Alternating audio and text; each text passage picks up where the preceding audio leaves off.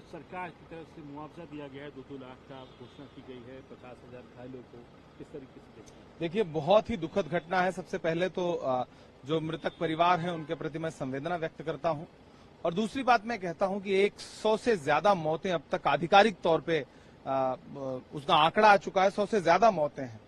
और लोकल प्रशासन क्या कर रहा था? सरकार ने कैसे इतने लोगों को इकट्ठा होने की इजाजत दे दी? इन मौतों का जिम्मेदार कौन है?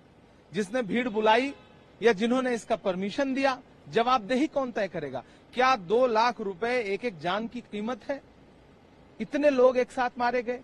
आज जो कुछ सब हुआ है वो देख करके मन बहुत पीड़ित है, और मुझे लगता है कि 2 लाख रुपए एक जान की कीमत आप लगा रहे हैं, घायलों के लिए 50,000 रुपए, ये बहुत ही एक तरह से उपहास उड़ाने जैसा है।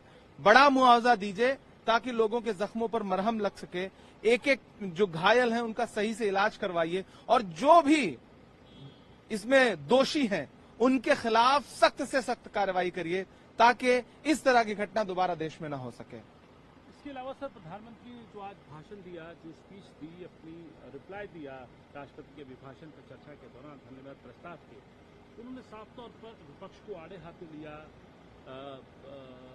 जो कांग्रेस पार्टी है उसे परजीवी कांग्रेस बताया कि अपने सहयोगी दलों के ऊपर रहती है। राहुल गांधी पे इशारों में बालक बुद्धि की बात कही। जो सरकार खुद घटक दलों के भरोसे बैसाखी पर टिकी हुई हो, दूसरे को परजीवी बता रही है, ये इससे ज्यादा उपहास उड़ाने वाली बात क्या हो सकती है?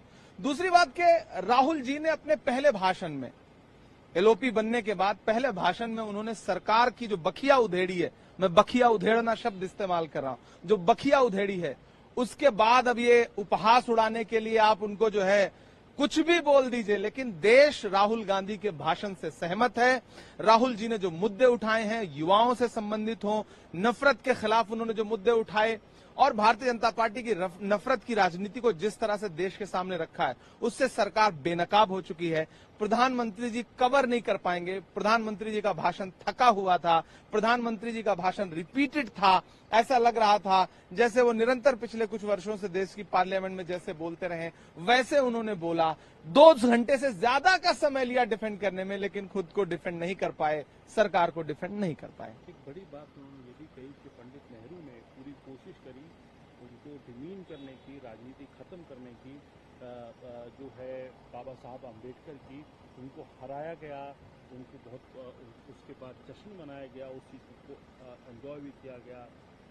सेम प्रकरण बाबू जगजीवन राम के साथ इंदिरा गांधी ने किया, और ये बातें भी उन्होंने कहीं कैसे देखी? देखिए, संविधान बदलने का जो मुद्दा है, जो भारतीय जनता पार्टी के ऊपर चिपका है, भारतीय जनता पार्टी उससे उबर नहीं पा रही है। अनंत हेगड़े से लेकर, दिया कुमारी से लेकर के, लल्लू सिंह से लेकर के, अरविंद धर्मापुरी से लेकर के, उनके तमाम नेताओं ने चुनावी भाषणों में जो बात कही थी संविधान को बदल देने की, और जिस तरह विपक्ष ने उसे मुद्दा बनाया और सच्चाई देश के सामने रखी, और देश की जनता ने सबक सिखा करके बहुमत से बहुत दूर कर दिया भारतीय जनता पार्टी को, ये उसकी खीज है जो निकालना चाहते हैं। लेकिन मैं प्रधानमंत्री जी से कहना चाहता हूं कि प्रधानमंत्री जी, आपने ये, मैं यहां पार्लियामेंट के अंदर खड़ा हूं, ये जो पुरानी बिल्डिंग है, जब 2014 में आप इस पार्लियामेंट में घुसे थे तो आपने सीढ़ियों को माथे से लगाया था और फिर वो संसद ही बदल दी।